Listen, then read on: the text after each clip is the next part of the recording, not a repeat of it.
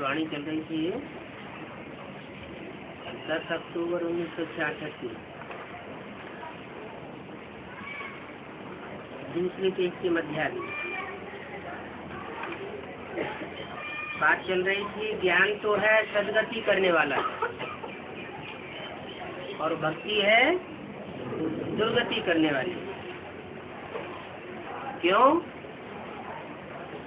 सदगति और दुर्गति का कनेक्शन किससे है? एक से होती है सदगति और अनेकों से होती है दुर्गति।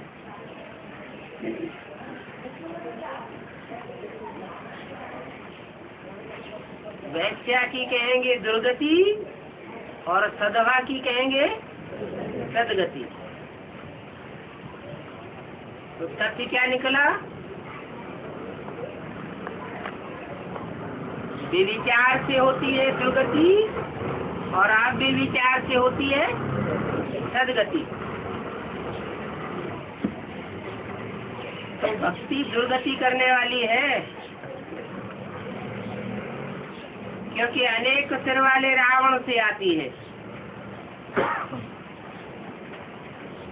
इसलिए कहा जाता है बाप के आगे ये सब भूसा भूल जाओ। कौन सा? जो अनेक मनुष्य गुरुओं से सुना हुआ है। अर्जुन से क्या कहा? अर्जुन तू अपनी बुद्धि को कोरा कागज बना ले, जो भी सुना हुआ है वो सब भूल जाना है। बाप कहते हैं सिर्फ माम एकम याद करो तो तुम्हारे विकर्म विनाश हो जाएंगे।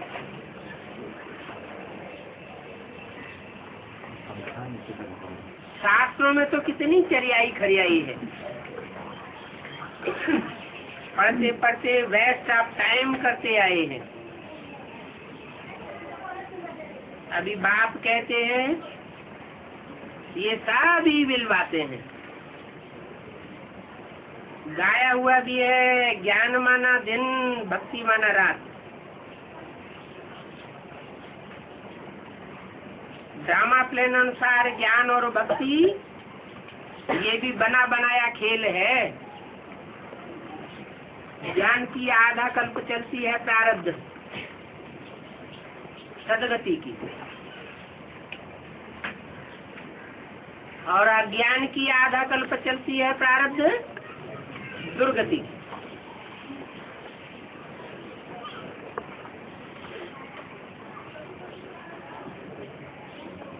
मनुष्य कुछ भी नहीं समझते। कहते भी हैं जब भक्ति पूरी होगी तब भगवान आकर सबको सदगति देंगे, भक्ति का फल देंगे। तो इसका मतलब भक्ति से निष्फलता होती है, ज्ञान से सफलता होती है। फिर बाप आकर फल देते हैं। अभी तुमको जब ज्ञान मिला है तो भक्ति से एकदम नफरत आती है।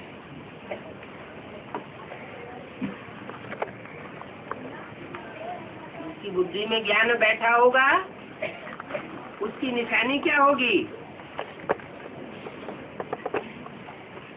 भक्ति से वैराग आ जाएगा। बाप कहते हैं भक्ति मार्ग के साथ शादी, इनमें कोई भी सार नहीं है। भक्ति मार्ग में तुम्हारा कपड़ा सारा सड़ गया है। कौन सा कपड़ा?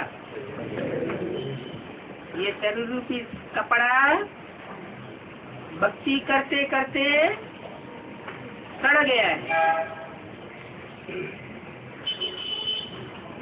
परंतु कोई समझते नहीं कि सतयुग त्रेता में कितना अच्छा वस्त्र था। अभी सड़ा हुआ वस्त्र कहाँ तक पहनेंगे? उनको ये पता नहीं है कि स्पिरिचुअल नॉलेज किसको कहा जाता है। और शास्त्रों की नॉलेज किसको कहा जाता है? Spiritual knowledge spiritual god father ही आकर के दे सकते हैं।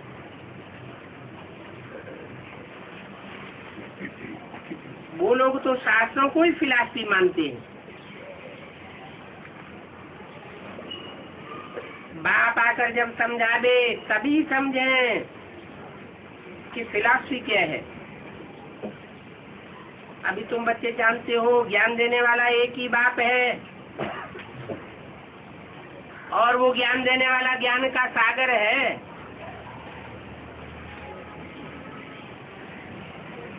जो सागर को हप कर लेते हैं वो विजय माला के दाने बन जाते हैं।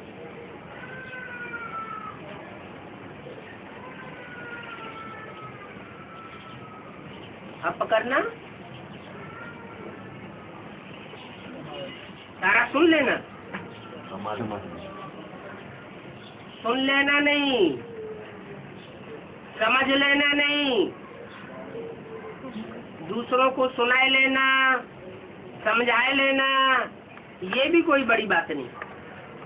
हप करना माना धारण करके पचाए जाना। विजय माला के दाने बन जाते हैं, वो सदैव सर्विस में लगे रहते हैं। जिनको ज्ञान धारण हुआ होगा उनकी निशानी क्या बताई है? सदैव सर्विस में लगे रहेंगे, भले लौकिक धंधा धोड़ी भी करते हो तो भी क्षण क्षण उनके सामने जो भी आएंगे उनकी ईश्वरीय सेवा करते रहेंगे। बाप तो आए ही है माला बनाने। आदि में भी क्या करते थे? माला बनाते थे। माला बनाते बनाते संगठन बनाते बनाते संगठन बिखर जाता था। जो आदि में तो अंत में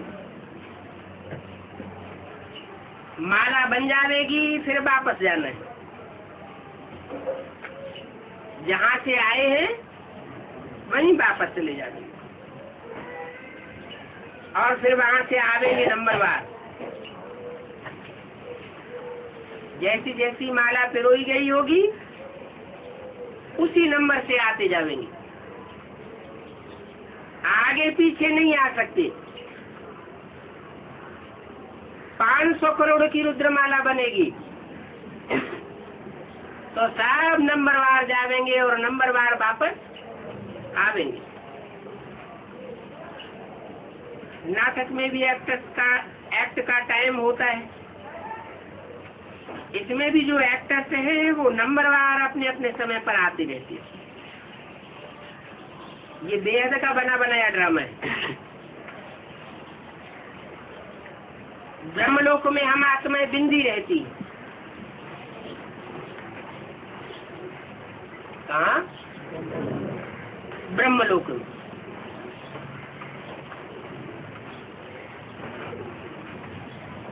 वहाँ तो और कुछ होता नहीं। कहाँ आत्मा एक बिंदी, और यहाँ इतना बड़ा शरीर मिल जाता है। 5 तत्वों का चोला मिल जाता है। आत्माएं कितनी थोड़ी जगह लेंगी। ब्रह्म मात्र तत्व देखो कितना बड़ा है। जैसे पोलार की इंद नहीं, वैसे ब्रह्म तत्व की भी इंद नहीं। कितनी कोशिश करते हैं इस ब्रह्मांड का अंत पाने की, परंतु कोई भी जा नहीं सकते, एंड हो नहीं सकती। कितना माथा मारते हैं परंतु कोई चीज नहीं मिलती। जिसको पकड़े पार जाए। मून में जाने की कोशिश करते हैं, लेकिन वहाँ कुछ है थोड़े ही। साइंस का मिथ्या घमंड है, कुछ भी फायदा नहीं है। वहां क्यों जाते हैं? क्योंकि सुना है आकाश आकाश,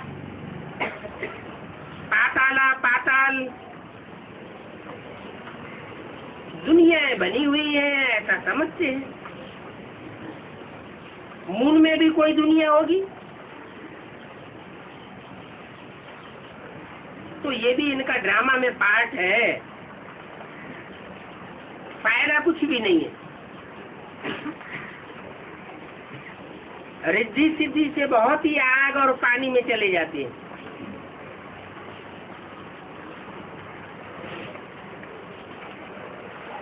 परंतु इससे फायदा कुछ भी नहीं होने वाला। बाप तो आकर के हमको विश्व का मालिक बनाते हैं, इसमें तो देखो कितना फायदा है। बाकी मून में जाओ, छू मंत्र करो, संतरा निकालो, इसमें क्या रखा है? वो गुरु लोग होते हैं ना, ऐसे मुट्ठी बंद करो, लड्डू आ जाएगा, पेड़ा आ जाएगा। इन सबसे फायदा कुछ भी नहीं है। अभी तो हम बेहद के बाप से बेहद का वर्षा लेते हैं और कल्प कल्प लेते आए हैं।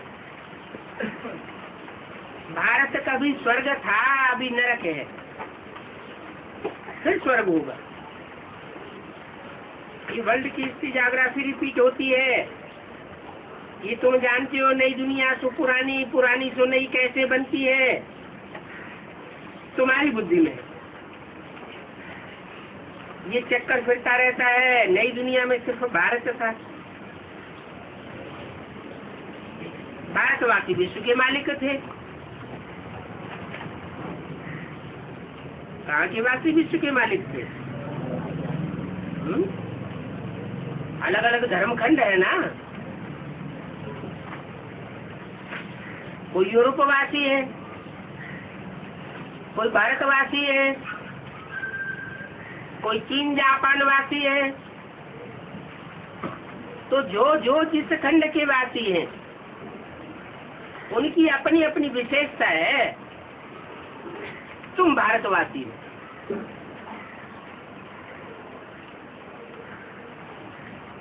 कितने महाखंड हैं?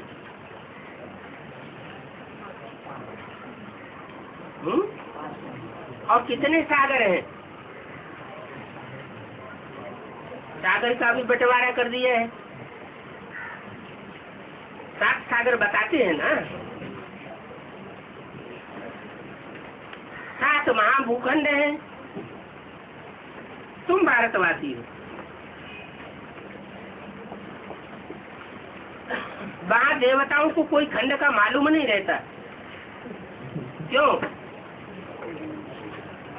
क्यों नहीं मालूम रहता? तो वहाँ एक ही खंड होता है, दूसरा कोई खंड होता नहीं।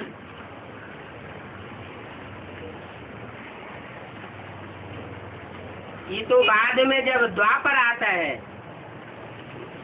द्वैतवाद आता है, तो वृद्धि को पाते हैं। 10 अक्टूबर 1966 की वाणी का 3रा पेज। नए नए धर्म स्थापक आए, अपना अपना धर्म स्थापन करते हैं। बाकी वो कोई सदगति नहीं करते। तुम भारतवासी हो। भारत में भगवान आते हैं, तो जो भारत में निवास करने वाले हैं, दूसरे धर्म खंडों में, धर्म खंड के पिताओं में बुद्धि नहीं रमाते हैं, माना उन्होंने धर्मों में कन्वर्ट नहीं होते हैं, वो यहाँ अपना धर्म स्थापन करने में सहयोगी बने।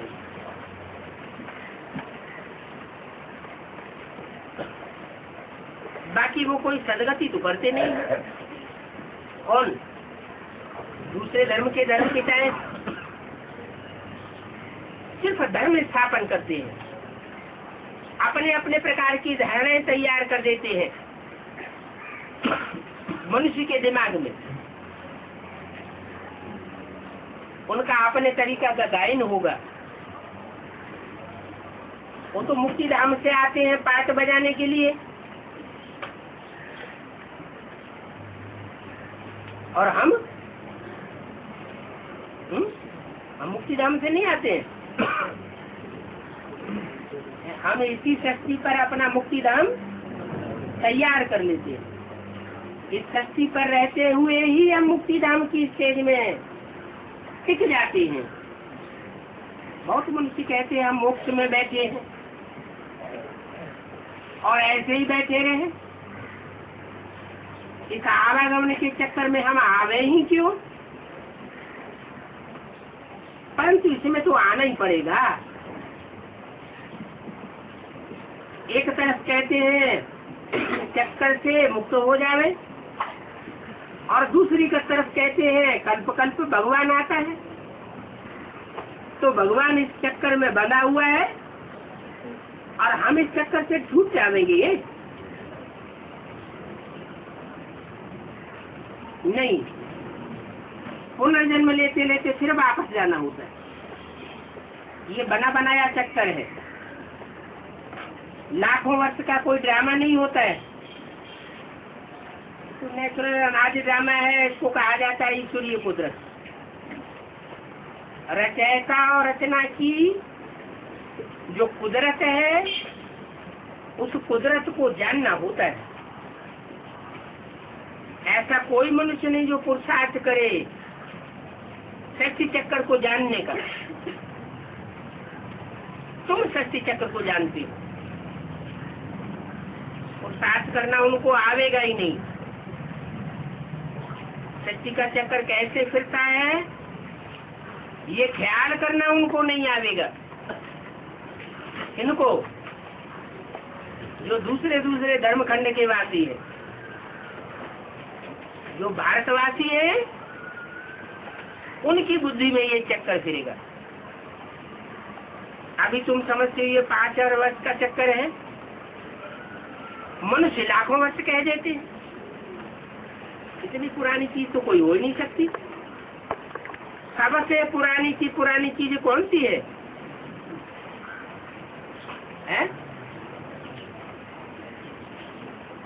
खुदाइयों में भी वो चीज मिली है सबसे जास्ती तादाद में, शिवलिंग।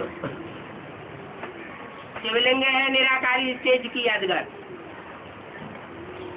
हाथ पांव नाक आंख कान इनकी जैसे स्मृति ही नहीं रहती। रुद्रमाला के मणके बनते हो, शालिग्राम बनते हो।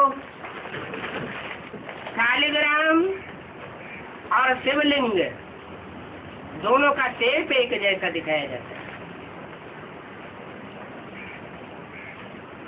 तो ये सबसे पुरानी चीज हुई क्या? शिवलिंग, जो खुदाइयों में सबसे जास्ती तादाद में मिला है। अभी आया है कौन? जिसकी यादगार है खुदाइयों में सबसे जास्ती मिलती है, वो अभी आया है, जिसकी यादगार बनाती है। पहले जब पूजा शुरू होती है तो हीरे का शिवलिंग बनाती है।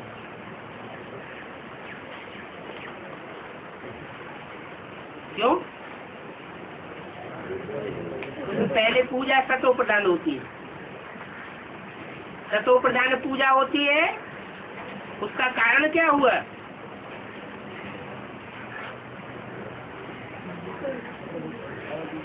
क्योंकि शिवलिंग ने जरूर हीरे जैसा पाठ बजाया होगा।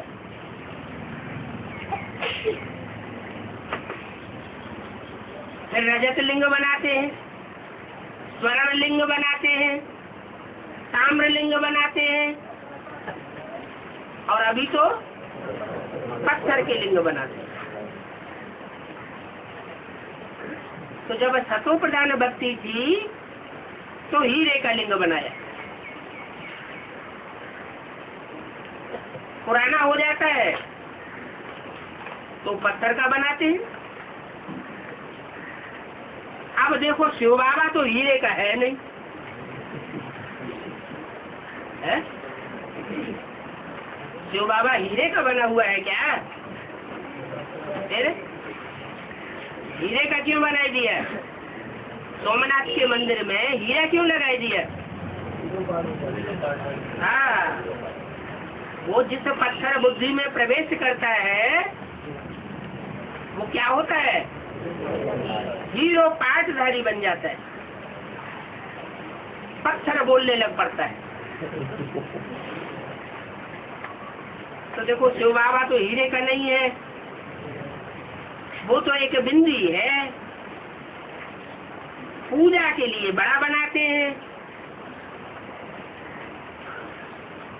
बड़प्पन किस बात का दिखाते हैं? बड़ा क्यों बनाया है? बड़ा पाठ बजाया है, बड़ा काम किया है जो दुनिया में और कोई धर्म पिताओं ने नहीं किया है, इसलिए बड़ा बनाते हैं। समझते हैं हम हीरो का शिवलिंग बनाते हैं। अब तुम बच्चों को ये स्मृति आई है कि हमारा बाप हीरो पाठधारी है। समझ सकते हो, बरोबर बड़े बड़े हीरो को कट करके फिर शिवलिंग बनाए पूजा करते थे। सोमनाथ के इतने बड़े मंदिर में बिंदी रखे तो वो देखने में भी नहीं आएगी। बाप बैठ समझाते हैं भक्ति मार्ग में देखो क्या क्या होता है। साइंस वाले इन्वेंशन करते रहते हैं, अच्छी अच्छी चीजें भी निकाली है तो विनाश के लिए निकाली है। आगे ये बिजली आदि थोड़ी थी, ठिक्कर का दीवा जलाते थे, उससे रोशनी होती थी। तो बाप समझाते हैं मीठे मीठे बच्चों थोड़े में राजी मत हो जाओ।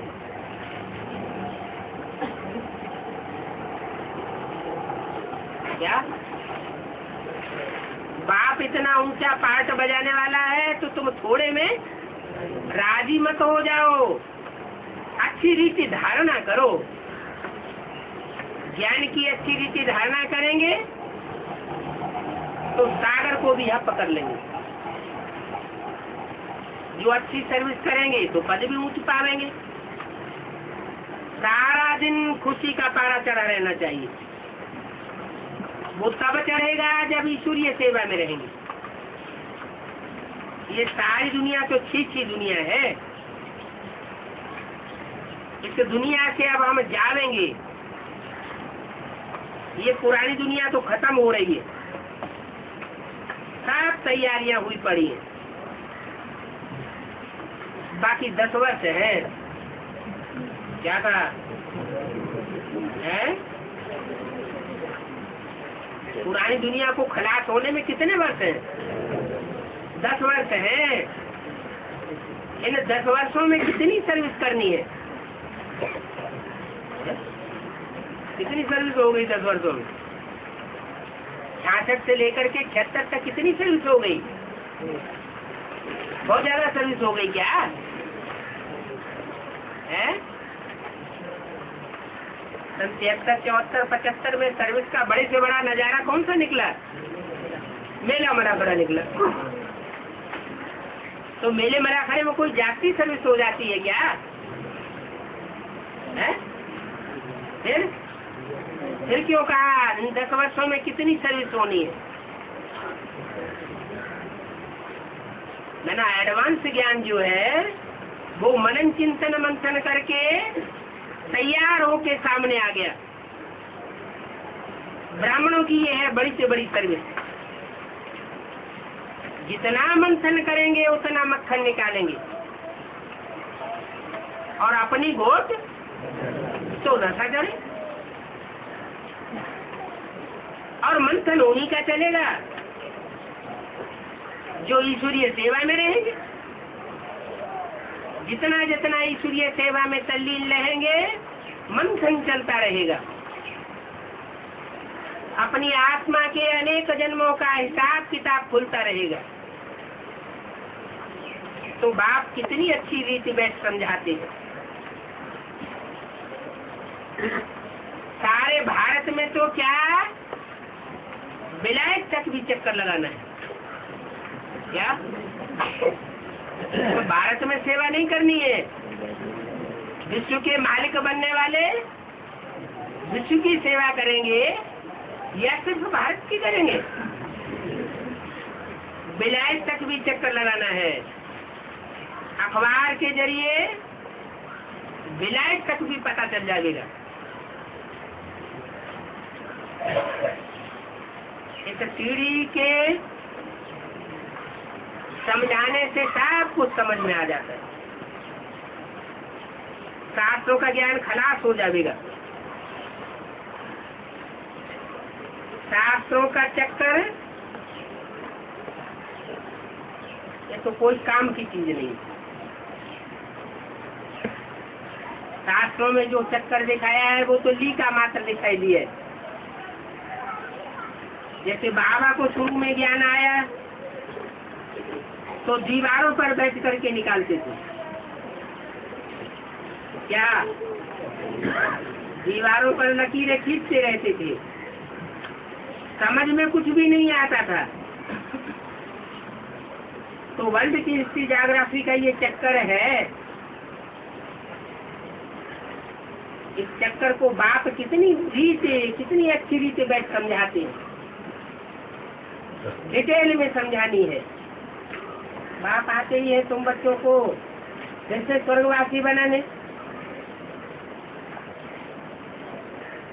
बरोबर लक्ष्मी नारायण का राज्य भारत में था। ये राज्य करके गए हैं। महिमा तो इनकी बहुत करती है। इनकी कोई ग्लानि शास्त्रों में नहीं है। भारत प्राचीन देश है ना, बहुत महिमा करती है। भारत ऐसा था, सीता जैसी पवित्र पतिव्रता स्त्रियां थी। ऐसी ऐसी बातें बनाते रहते हैं स्त्रियों को फंसाने के लिए। चित्र भी बनाई दी है। लक्ष्मी पांव दबाए रही है। उनको देख करके फिर सन्यासी भी पांव दबाते हैं। यहाँ तो ऐसी कोई बात नहीं है। तुम जानते हो हम बाप से 21 जन्मों की प्रारब्ध पाते हैं। बाप बिल्कुल सिंपल पढ़ाई पढ़ाते हैं, दिखाते भी हैं। द्रौपदी के पांव दबाए। कौन से पांव की बात है? द्रौपदी बुद्धि से बहुत दुखी थी। सीता कहो द्रौपदी कहो, रहती तो अशोक वाटिका में थी। शारीरिक कोई दुख नहीं था, लेकिन मनसा का बुद्धि का दुख बहुत था। तो वो शास्त्रों में दिखाई दिया है। द्रौपदी के पांव दबाए। अभी वो स्थूल बात तो कुछ भी है नहीं। ये तो बाप कहते हैं बच्चे तुम भक्ति मार के धक्के खाए खाए के थक गए हो। ज्ञान में आने के बाद भी कोई भक्ति मार के थक के खाने लग पड़ते हैं। भक्ति पूरी नहीं हुई है तो ज्ञान लेने के बाद फिर से भक्ति शुरू कर देते हैं। बाप कहते हैं भक्ति में तुमने जो थक मारी है, थकान पकड़ी है, वो थकान में दूर करता हूँ। तुम धक्के खा खा के पतित बन पड़े हो। तुम जानते हो हमारा बाबा अभी थकान दूर करने के लिए आया है। फिर हम कभी दुखी नहीं होंगे, दुख देखेंगे ही नहीं। जरा भी दुख का नाम निशान नहीं होगा। बाकी अभी पुरुषार्थ करके उच्च पद पाना चाहिए। अच्छा पद जो पाते हैं तो कहेंगे पास्ट में इतने अच्छे कर्म किए हैं। क्या कहा? दुनिया में भी कोई ऊंच पद पाते हैं तो क्या कहते हैं? इसने पूर्व जन्म में कोई अच्छा काम किया है तो इसको ऊंच पद मिल गया, नहीं तो दुनिया में पढ़े लिखे तो बहुत होते हैं, सबको तो ऊंच पद नहीं मिलता। ज्ञान तो होता है ना, परंतु वो कोई जानते नहीं है कि इन्होंने कब पुरुषार्थ करके ये पद पाया। अभी बाप तुमको ऐसे कर्म सिखाते हैं, तुमको भी कहते हैं अच्छे कर्म करके ऊंच पद पाओ। यहाँ मनुष्यों के कर्म विकर्म हो जाते हैं। क्यों? पाप कर्म क्यों हो जाते हैं? क्योंकि देवान में आकर के कर्म करते हैं, इसलिए पाप कर्म बन जाता है। वहां तो है ही स्वर्ग, क्या नाम दिया? ये स्वर्ग नाम क्यों दिया? स्व माने आत्मा, ग माने गई, कहाँ गई? आत्मिक स्थिति में चले जाते हैं। तो जो आत्मिक स्थिति में चले जाते हैं उनके पाप कर्म नहीं बनते, कर्म अकर्म हो जाते हैं। लेकिन वहाँ ये ज्ञान नहीं रहेगा। बाप कहते हैं कर्मों की गति मैं जानता हूँ। इस समय जो अच्छा पुरुषार्थ करेंगे तो फल भी अच्छा पावेंगे। ये कर्म क्षेत्र है क्या? उन्होंने तो कुरुक्षेत्र को दिखाई दिया। कुरुक्षेत्र के मैदान में महाभारत युद्ध हुआ, 18 अक्षौणी सेना दिखाई दी है, लाखों करोड़ों की तादाद में उन्होंने संख्या गिनाई दी। अब वास्तव में वो 18 अक्षौणी सेना कोई कुरुक्षेत्र में नहीं आ सकती। वो मैदान तो बहुत छोटा है। ये तो सारी दुनिया की बात है, सारी दुनिया कुरुक्षेत्र है। कुरु माने करो, क्षेत्र माने मैदान, कर्म करने का मैदान है, फील्ड है। ये युद्ध का मैदान भी है, सत्य असत्य का युद्ध है, चल रहा है। कोई बहुत अच्छे कर्म करते हैं, कोई युद्ध में भी बहुत चालाकी करते हैं। बाप ने तो सिखाया है अहिंसक युद्ध। तो अहिंसक युद्ध जो लड़ते हैं वो विश्व की बात का ही पा जाते हैं। जो रावण के प्रभाव में आ जाते हैं वो अहिंसक युद्ध नहीं करते, क्या करते हैं? देवभान में आ जाते हैं, हिंसक युद्ध कर पड़ते हैं। बाहुबल से होता है विनाश, उनके पद का विनाश हो जाता है। जैसे बाबा ने मिसाल बताया,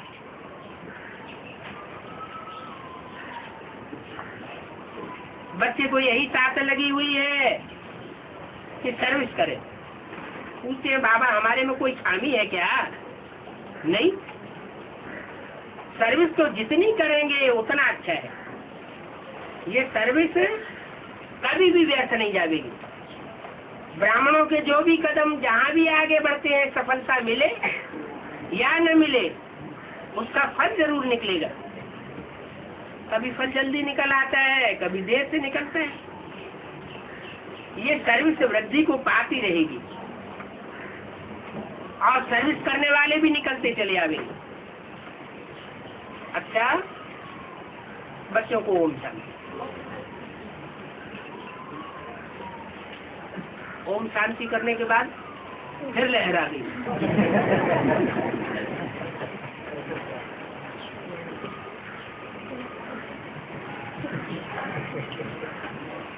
कब? रात्रि क्लास। ये स्थापना हो रही है। ये तो बच्चे जानते हैं, दुनिया में तो साधु संत महात्मा भक्ति मार्ग के बहुत हैं। यहाँ तो विकारों के लिए मारामारी हो पड़ती है।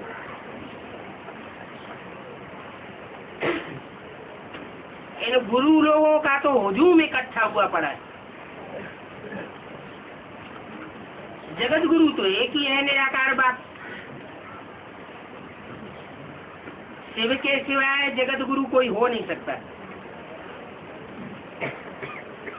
इस समय है पतित, सारी दुनिया पतित है।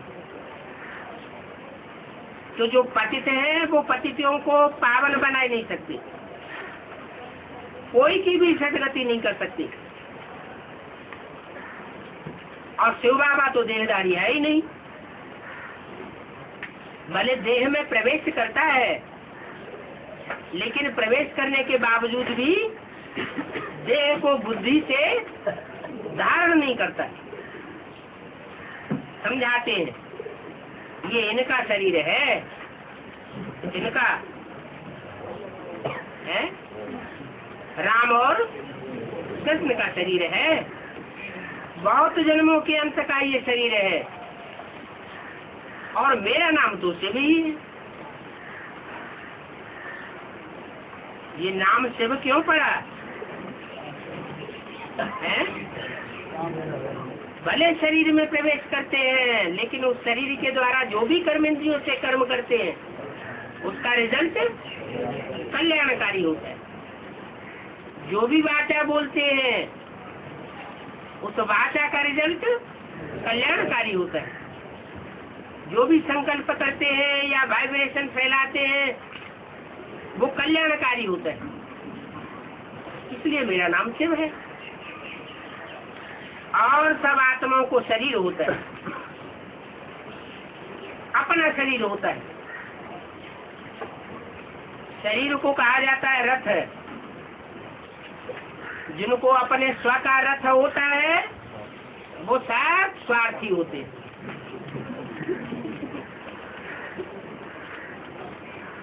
ये बातें कोई ऐसे नहीं कि बाबा ने ही आके बताई।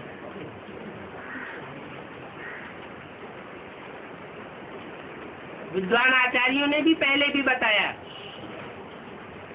कि जो भी देवताएं हैं, जो भी मनुष्य हैं, जो भी राक्षस हैं, जो भी कीट पशु पक्षी पतंगे हैं, जिनको अपना अपना शरीर होता है वो सब स्वार्थी होते हैं।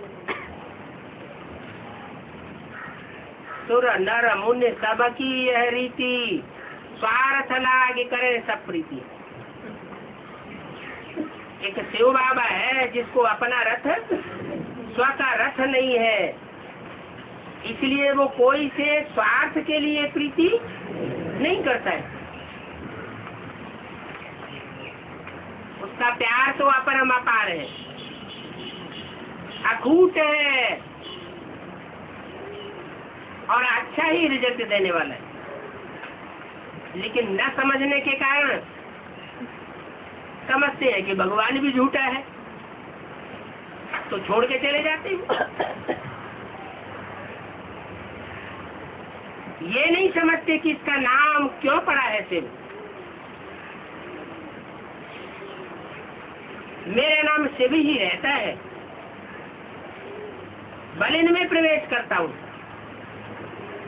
तो भी मेरा नाम शिव है। मनुष्य कुछ भी नहीं समझ, पत्थर बुद्धि है। मनुष्य तो आत्मा को ही नहीं जानती।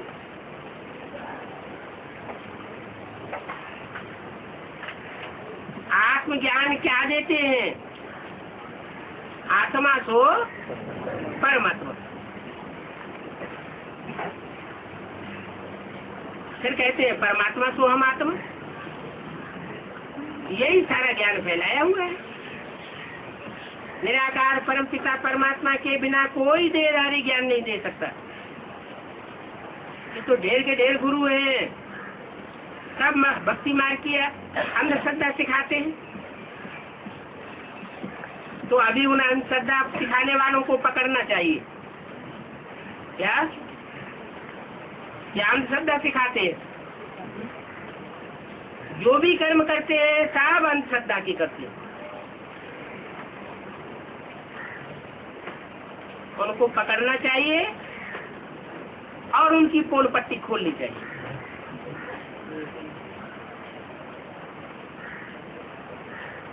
ये ढेर के ढेर गुरु हैं। अकलमंद बच्चा हो तो अखबारों में भी डाल सकता है। अच्छा, अखबारों में डाले तो अक्लमंद, और एक एक को बैठ करके समझाए तो अक्लमंद नहीं है, है? नहीं, एक एक को भी बैठ के समझाए और उनमें से कोई अखबार नबी से निकल आए तो भी तो अक्लमंद होगा कि नहीं? जगत गुरु कहते हैं, लेकिन वास्तव में इतने ढेर जगत गुरु तो हो नहीं सकते। सबका पतित पावन सदगति दाता तो एक निराकार परमात्मा ही है। देहधारी जगत गुरु जगत के सदगति तो कर नहीं सकते, तो इशारा देना पड़ेगा। अंधों की लाठी कैसे बने? मगर अब तक बच्चों में वो नशा नहीं आया है।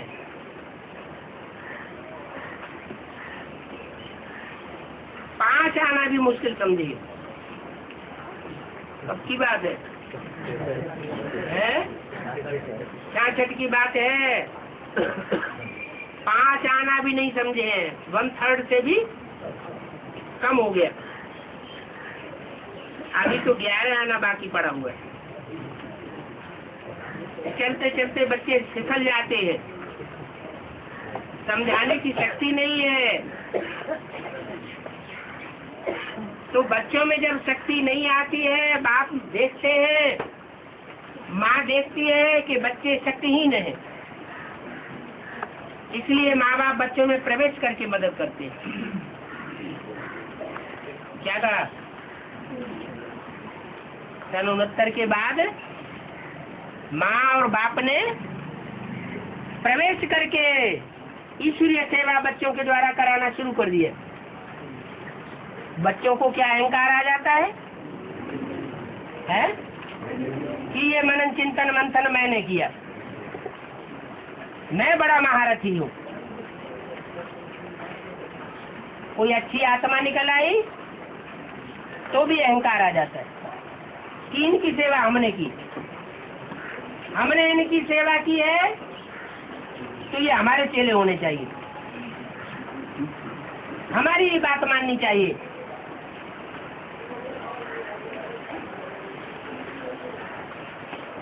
ये अहंकार नहीं आना चाहिए। जो भी सेवा करते हैं वो इस समय बाप दादा करते हैं। समोपधान आत्मा कोई सेवा नहीं कर सकती। हाँ, हिम्मत कर सकते हैं। जो बच्चे हिम्मत करते हैं तो माँ बाप उनकी मदद करते हैं, दृष्टि की मदद करते हैं, वाइब्रेशन की मदद करते हैं, वाचा से मदद करते हैं, भाग दौड़ की थकान न होने पाए इसकी भी मदद करते हैं।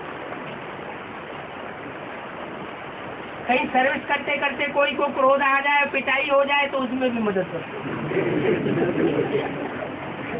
वो मार महसूस नहीं होगी, वो खुद प्रवेश करके ऐसा बल देंगे कि महसूसता नहीं होगी।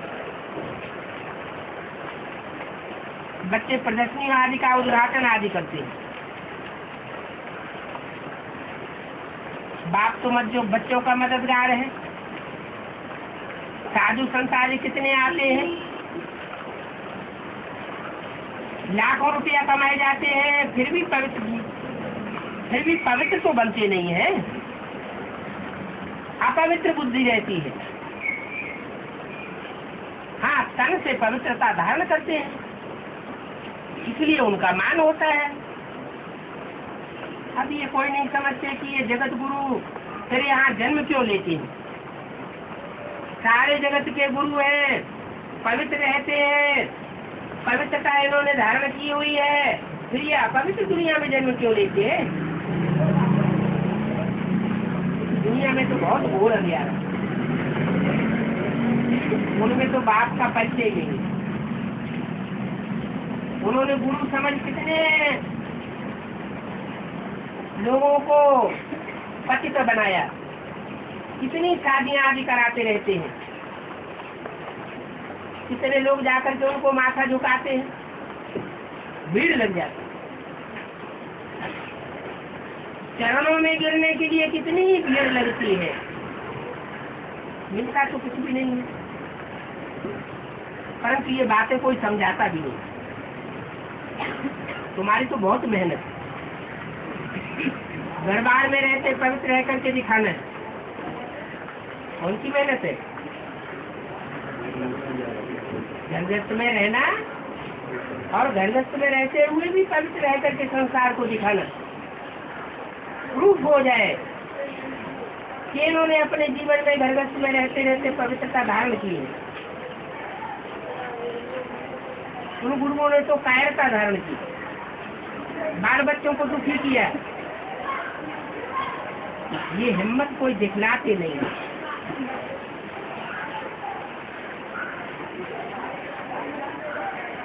बाबा बच्चों को बहुत मदद करते हैं, बात नहीं है? जो घरगृहस्थ में रहते पवित्र रहने की हिम्मत करते हैं तो बाबा उन बच्चों को बहुत मदद करते हैं। बच्चों को पता भी नहीं पड़ता है कि बाप दादा आकर के मदद करके चला गया। बच्चों को अपना अहंकार आ जाता है कि हमने जगत जीत लिया। मम्मा भी देखो कितनी सर्विस करती है, जैसे बाबा मदद करते हैं वैसे मम्मा भी मदद करती है, और मम्मा को तो और ही जास्ती मर्तबा मिल जाता है। कैसे? मम्मा ने तो शरीर छोड़ दिया, जाकर के सचिव में लक्ष्मी बनेगी, राधा बनेगी, ऊंच मर्तबा कैसे हो गया?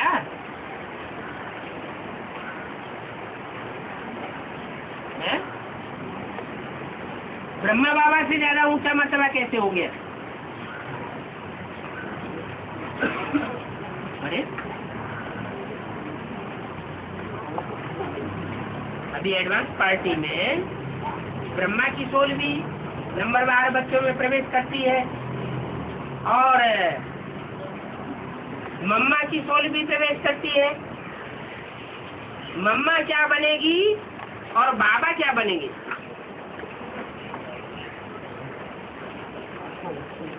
पहले तो संगम युग में पद बनेंगे ना।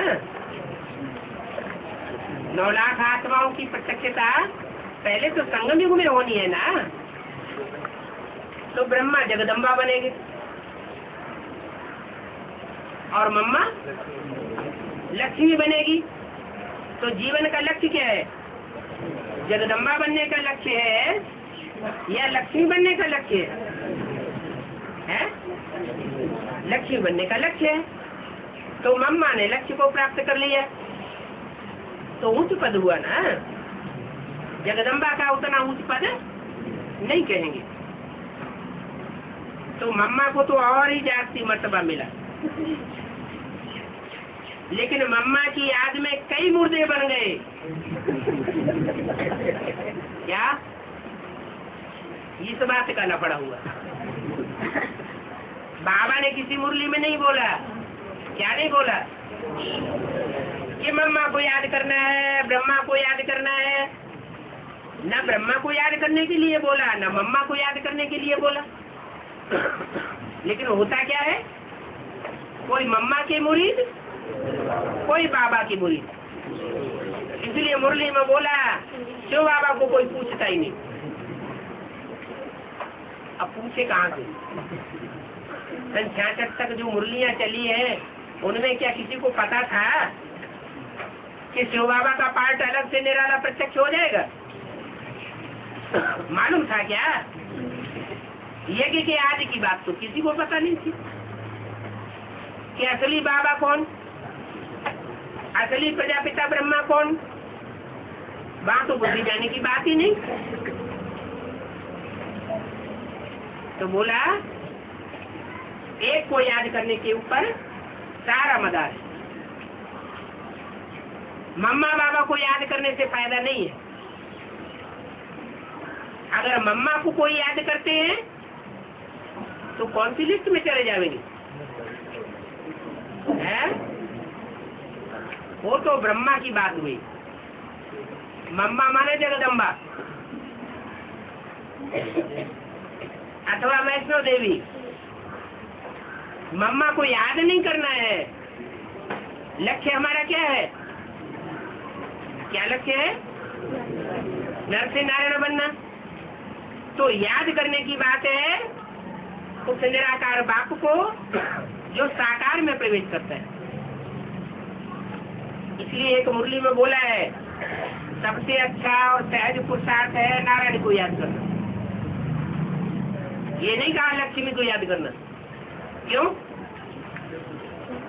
क्योंकि लक्ष्मी तो फिर भी